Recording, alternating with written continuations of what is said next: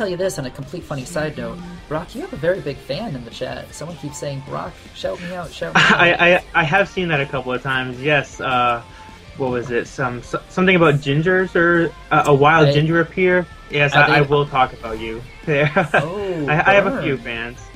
Not burn as in, not burn as you talking about them, but burn as the song choice.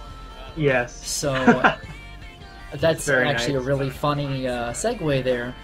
But that's actually a really interesting song choice, although I'm not sure it's one that's going to benefit, as that this is yet another one that Draktyr can pull out rather frequently.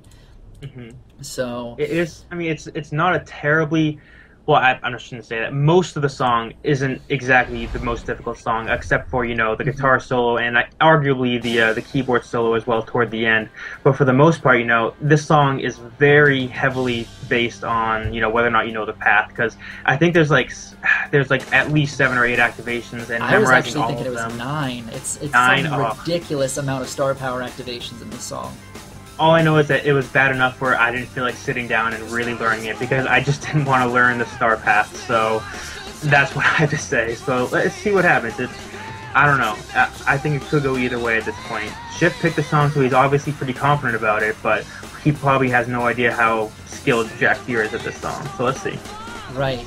I don't know. I mean, at this point, Shift is definitely fighting from behind. Obviously, he's got, you know, the one song down, but not just that. I think his spirit has got to be a little bit shaken too. You know, to have, you know, second place in the world and then be handled in that way, you know. But at the same time, there are a lot of activations in the song, and if Draktyr does not remember them all, you know, I mean, technically Shift is in first place right now. You know? All it takes is one slip up. And also, there's a slip right there. There's a slip right there. Draktyr just missed. So, anything can happen. Something that he said earlier, too, I mean, he lost the first song, yes, but because Shift was a higher seed, he allowed Draktyr to pick the first song. So maybe he wanted to get, maybe you said Draktyr's an unknown player, so he wanted to get kind of a feel at what he was good at, and then based on his strengths that he could see, he picks a song from there. So, you know, again, there's a whole lot of strategy that a lot of people don't seem to realize, at least unless you're in the tournament scene. I 100% agree. There is a ton of strategy picking at a tournament, not just involving, you know, the actual song pick, but also watching the path, watching where your opponent's using star power.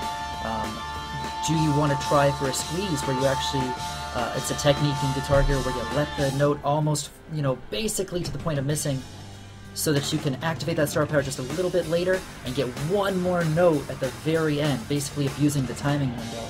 You know, in an environment like this online, where both players are going to be experiencing some lag when they're activating, yet again, it gives you just one more thing you need to think about and make that split-second decision. Here we come up with a solo, and this could be the part where Draktyr comes from behind. He activates over the solo. Very risky. All or nothing, pretty much. Ooh. Yeah. This, you know what? Shift is looking really spectacular right now. We can't count him out just yet. He's got almost a 20,000 point lead, 19,500 point difference between the two at the moment, and Shift has a 750 note streak. So at this point, I mean, after the guitar solo, I mean, you have the keyboard solo. It is nowhere near as difficult as the guitar solo. But it could, I mean, if you slip up, if you messed up the rest of the star path, he can still very easily come back. But at this point, it should be pretty much in the bag. But I mean, let's see what happens. I mean, Shift did pick the song, so hopefully he's confident in it. Right, right. I don't know, man. Draktyr's, he's such a good player, I can't count him out. You know, I've seen him come from behind way too many times. I know personally, from experience, you know, there was even, you know, a couple tournaments that we were playing at here in Orlando, you know, where I would be winning, and I'd kind of be like, you know what, I got this, I can kind of relax, I'd miss a note, he'd catch right up and in. You can't do that in a match like this. You know, you've got to continue giving it your all. So, and Draktyr knows that. He is a veteran, not just in age.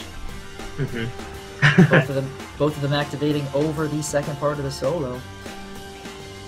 Now this is the second half. This is the part where it really matters. Let's see what happens. Any predictions on this point forward, Brock? Both of them missed. Oh man! I mean, it's tapping notes. If anyone who knows about me knows that tapping notes are my least favorite thing in any rhythm gaming game ever. I hate them, despise them with a passion. But these aren't. I'm not too terrible with, but they're so wonky sometimes. You know, you're hitting them right, and oh man. Ever since the advent of Purple Notes back in World Tour, you know, quite a bit of the competitive scene was just kind of like, you know, oh, I don't know how we feel about that. Oh, good activation from Draktyr. You know, in theory, players, though. in theory, tapping notes sound like the greatest thing ever. I mean, it makes sense. You know, you're playing a real guitar, you don't have to strum if you miss a hammer on. No, you just keep tapping. You know, but you know, here it's the timing windows. It's messed up somehow. Right. Well, let's see. I mean, at this point, they both played the game. They know basically what to expect from them. So, what are we at? Like a good 16,000 spread at this point? Yeah, just about. And unless there's a massive choke from Shift, we will be seeing this go back into a tiebreaker. Since we already used a tiebreaker and we're doing the first round matches, since we already used the tiebreaker in the first round, we will be using a different song. Yep. Since neither of them have selected it. If this does go to a tiebreaker, if Draktyr does not come from behind, the third song will be Dancing Through Sunday, which is a tricky song.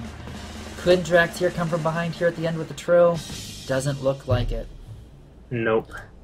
So this will be going to a tiebreaker yet again. Second tiebreaker in a row. Dancing Through Sunday will be the tiebreaker, which that's a song that could go either way because it's an easy song. I mean, hey, Brock. What do you know man, about, here it comes. Yeah. What do you know about the song Dancing Through Sunday in a tournament environment, my friend? I know apparently I suck at it because you picked it up against me and demolished me on it. Actually, no, I shouldn't say you demolished me on it. You beat me on it. I still have seeded. But again, I didn't know the path. Going in, I had no idea, so I tried to copy you, but following you on the path in the song, it's so messed up where even if you activate a little bit late, you know, it will mess up the entire song. Then you'll have no chance of coming back, and that's exactly what happened to me. So thank you, Jason, for bringing that up again. And You're welcome.